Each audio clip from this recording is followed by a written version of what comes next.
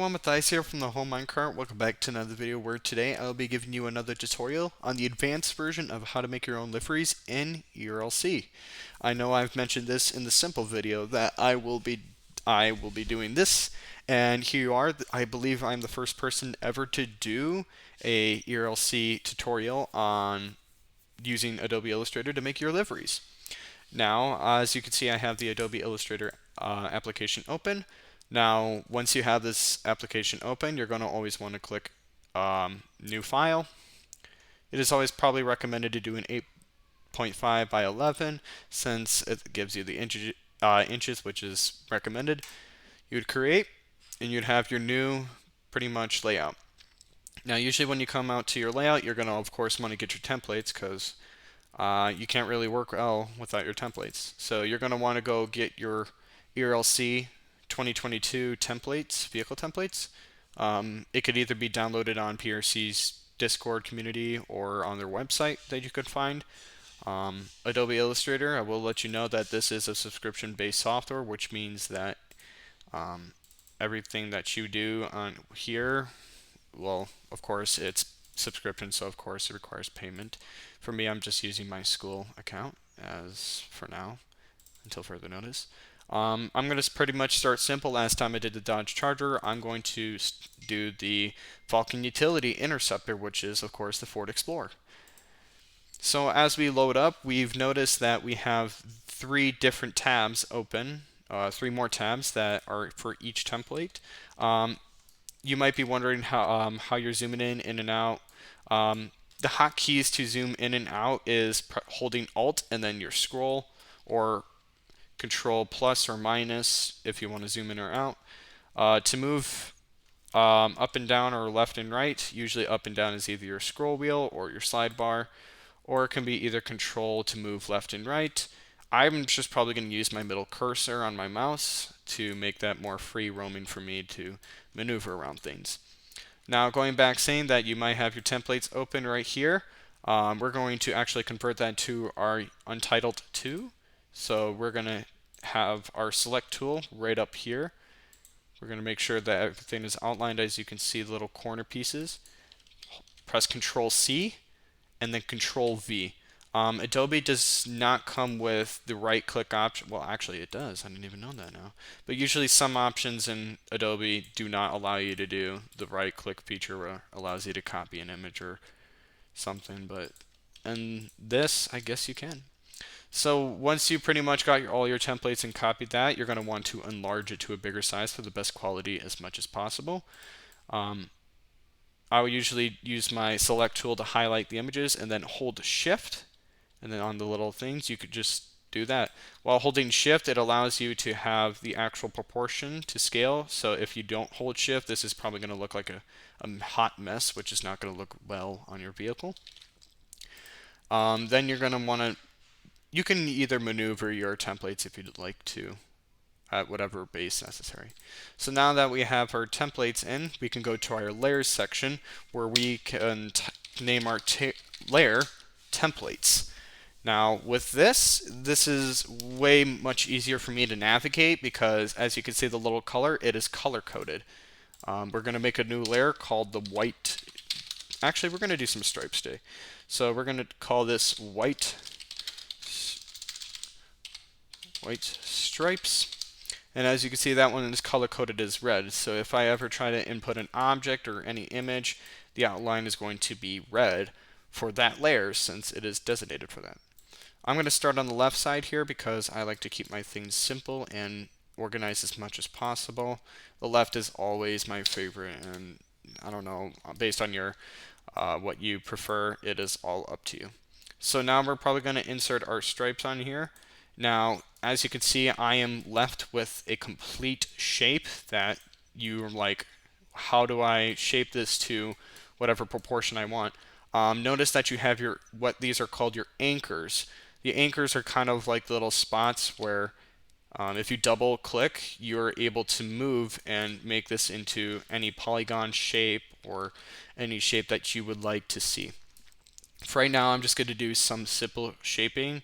So I'm going to put my anchor kind of down by the door seal right here.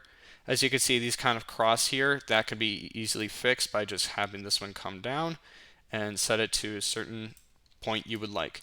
Now you may notice that, okay, I have this, but how do I make it curved? That is a simple fix. You just go into your toolbar or whatever side axis. You're going to want to right click on your pen tool and do add anchor point tool, or the plus. So when you use your anchor point tool, you are required to use it on a path object. You cannot use this on an image, on an edge, or on an anchor. It needs to be on a path in order for that to work. So now as you can see, my box is selected. Unlike that one, we can now hit the curve selection for smoothing. And once that's selected, you will notice that these two circles will appear. And what that gives you the option to do is be able to shape your object or your anchor on how you want it to be simply designed. With this, it also gives you the option to extend it out to your preferences if you would like. I'm just going to simply kind of like right in the middle here because this is kind of how I wanted it. And you can do this for the same side as well. Just make sure you hit the curve. Fix it as well to your likings and your desirement. Usually I like to keep these evenly spaced out in order for it to work to its best ability. So now that we have a simple shape here, you notice that if you have one color, this can be changed simply by selecting your object, of course, which I have selected. It could be either with this tool or this tool, but if you have anything that's grouped, such for example like any other shapes grouped together, you're going to want to use the direct select tool. The direct select tool is the tool that simply allows you to directly or individually select in an object or a shape that is independent. So I'm going to make this object kind of a dark blue color. And as you can see, it's actually turned out well. And if you ever want to fix this problem, all you can just do is click on your image, double click your anchor point, and you can move it freely. If you do not double click your anchor point, you're going to move your whole object. So I always like to double click just for ensuring that I got that. Now that I have my object in place and I have to flip this on the other side, all you're going to do is click on your object that is in your layer, either with the recommended with a selector tool. You're going to do Control C, and then you're going to come up here and do Control V. Then you're going to want to right click and do Transform, and then the option to reflect. That kind of makes it like flip it. I don't know if you guys used paint.net, but as I shown you in the previous video using paint.net, that's kind of similar to flipping the layer horizontally. No, not horizontal, vertically. But this is a little bit more simple. It's just a reflect feature, and it doesn't make it like a mirror or an object of such sort. So you can pretty much move it to your likings back to where you would like it. I usually like to do it over some areas where that color is not visible. So I can always move it down with my arrow keys if I would like to. If you want to move objects more a little bit more, you can hold Control, actually correction, not Control, you hold Shift and you press arrow keys to get a greater distance. Or you can do, or you could just use your regular arrows for the small selections as well. So now that we have our stripes laid out on how I want them to be, we can always add a logo. So usually I like to add another layer and call this one logo because it pretty much is good. And once you get, I forgot to mention this before, but once you have your templates on your untitled page, you're okay to pretty much delete the remaining template tabs that you have remaining open. I'm going to open up another file on my computer, and I'm going to simply do the we're going to use the Matto logo. So as you can see, I have the Matto logo. If you ever come across an image where it's really pixelated like this, but it's close to high definition, this can be a simple fix. All you just got to do is click your object, go to the image trace, and do either low fidelity. If you just click the image trace button, that's only going to go in black and white, which is something I don't like to do if I have multiple color images. unless you have a black and white image. That is up to you. So now that my color has been selected, I can pretty much hit delete, and I'm left with this nice logo that I've made. So now I'm just going to go hit Control C on here, and then press Control V on my template, and therefore the logo should come up on the layer in the upper right corner, and as shown, it is outlined in green, just like the layer filter. With Adobe Illustrator, as you can see these lines right here, these are your smart guides. What these allow you to do is they allow you to snap onto certain areas onto the vehicle, since Adobe Illustrator uses mathematics to figure out all its things and whatnot. I'm going to put a little bit of a stroke so that way I can have not the blue conflicting with any other blue. The stroke is what allows you to pretty much add out that kind of spacing if you would desire. You just got to be very mindful of putting too much or too little, otherwise it can probably conflict with your liveries. Do for the same on the other side. I'm probably just going to put the logo as well.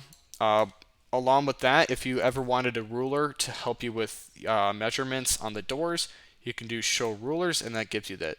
Another smart option I like to do on Adobe Illustrator is pull out a little line right across here, and these are kind of your line guides. What these allow you to do is they allow you to have a good proportion or measure more accurately on the livery standpoint that you like. So I'm probably going to go roughly between here. I don't use these very often, but they are very helpful in most case scenarios actually. So I'm going to put them right here, and look at that. That's kind of a good example if you want to figure out where your doors are at and all that. And these can be simply deleted by just kind of highlighting over them. If you want to select multiple objects, you can always hold Shift and then select the object that you are wanting to select, and it will do the work for you. So now that I have my logos in, I can pretty much work on the text as of now. You can always feel free to do touch-ups on any of your work if you feel necessary. You are able to pause this video by any means necessary if you would love to. So now that I have my logos laid out, it is time for the text, which is pretty simple. As always, we would make a new layer if we're ever dealing with something else. Label that text, and then we can pretty much go to our toolbar right here and do the type tool. As you can see, our text is very small, but that can be easily fixed with holding Shift and resizing it, as always. I'm going to use the standard text font that pretty much should be default on every computer, which is called Arial. I like the bold Arial because it just looks oftenly more better. We are going to edit this. I would usually triple click or either double click to edit your thing. Caps lock is on, and I would do police. Now your text can always be changed by going to your properties folder, and under the appearance you can always change this to certain colors of your liking. And I think right there would be a good spot for that. You can always expand your text. You can always make it bigger, smaller, wider. There's also an option for your images as well if you would like to either curve your images, such for example that could be done like over the fender or up on either here or any place that feels necessary, kind of that you want that curvage. It could be either done on the hood as well if you want that curve to be proportionate and not just a straight line. Another option that you're given on Adobe Illustrator is you are able to space out the characters if you would like, so you can have them really condensed or if you can have them really far spaced out, but for now I'm probably just going to have it set to 0. This also goes as well for even if you have like another line, you can always do line spacing as well. And as well, you can always set the expansion of the text itself and the height as well if you would like to. So now we've dealt with that, and I have my text pretty much. I would say I'm good to go if I would like to. If you guys ever want to put more detail into it, that's fine. You can always go back to the other steps on how to make your shapes, put your logos in, and all that kind of fun stuff. So now if you ever have your livery done and ready to go, we would make another layer. call this either boxes or invisible boxes, up to you. And I would go on to my rectangle tool or my shape tool, whatever I would like to choose it, and set it to no color. You're going to then eventually go into the pretty much the anchor points of the templates, go across that to the other anchor point at the edge, and you're pretty much going to do this for the whole entire template. If you ever come across a white screen, that could always be easily fixed by just pretty much fixing your livery. It just kind of has a little bit of troubles generating the thing as well. And you can always fix this with your direct select tool. If you have your thing spaced out this much, you can always use your selection tool or your direct select, but it's recommended you use the selection tool. Finally, I'm going to do it on this end as well. You can always zoom in using, again, Alt. Don't know how that happened. Usually when you use the rectangular tool, it's pretty much easy to find it. It'll tell you and it'll snap into the corner for you. So now that we have our invisible boxes there, we can turn off the visibility of the templates, which should give you a clear background if you ever want to change the background of your liveries. So you can always group your liveries. You don't have to group them, but it's recommended not to do that. Otherwise, all your stickers, your shapes will go into one of the selected layers, which is something I'm very irritated about. So once you have all your things in, you're able to now successfully use your highlight tool, which is also the direct. You just highlight right over that, hold and click. Once you get that in, you go to either File or right click and do Export Selection. Now you can give the name, the prefix. Right now I'm just going to call it Livery. And then you're going to want to export this into a PNG file. Because if you save it as a JPEG or a GPG, you're going to have a white background, which isn't going to look very well in your liveries. I'm going to save this to my Hangout server file because that's the one I choose. We're going to call this a livery, like said, and you just hit Export Asset. Now, if you File Explorer or whatever your thing will come up, and it'll be in the 1x folder. You can pretty much find it. It'll be named your prefix, and it'll either put like asset and then the number for that. Right now I'm just going to call this livery left, as this is the left side of the vehicle, and pretty much you're going to repeat these steps over again for your export selection. If you're ever coming across and you want to make your vehicles more specific so you don't lose it eventually, you can, because I do that most often. You want to make sure when you're highlighting over your things, you're also getting your boxes, anything else in there in your text. Do export asset. Pretty much once you get all your assets exported, sorry about that, you can pretty much edit this and do back. I always like to name my liveries as always. So once you have this pretty much saved and all exported, you can pretty much save this if you like. You can save this as an Adobe Illustrator file. It is recommended to save this on your device, not on the cloud, because stuff can be easily lost. I'm just going to name this livery. Livery test. If you ever want to go back and make some fixes with your livery, you can with Adobe Illustrator.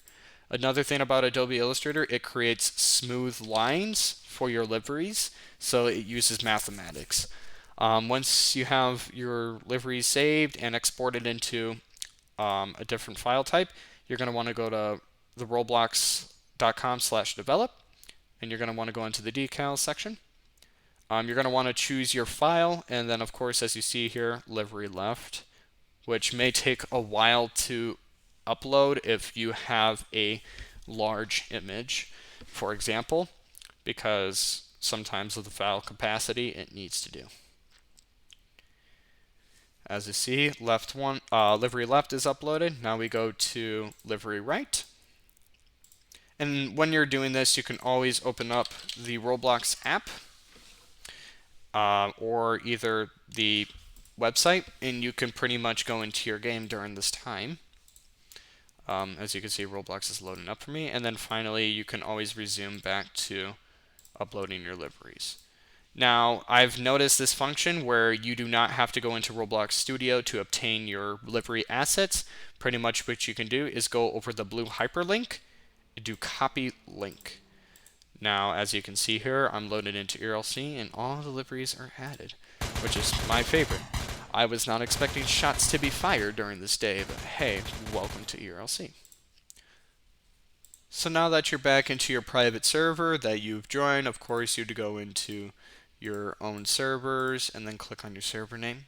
Once you get that open, you just go into the server settings, scroll all the way down, of course, and you can do edit custom livery pack.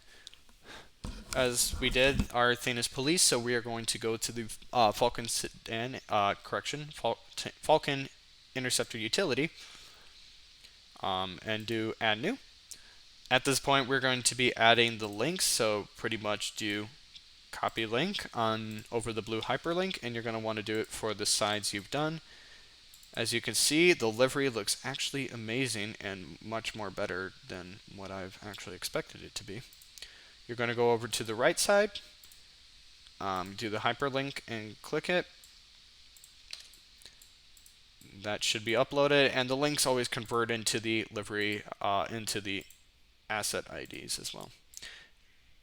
Just make sure you also know what side you're putting the templates on. And look at that, the livery is pretty much uploaded. As I mentioned before, back in your templates, your background is also able to change since your templates are not there, so pretty much you can change it to any selected color you desire. It can be yellow, it can be green, it can be any variation you like.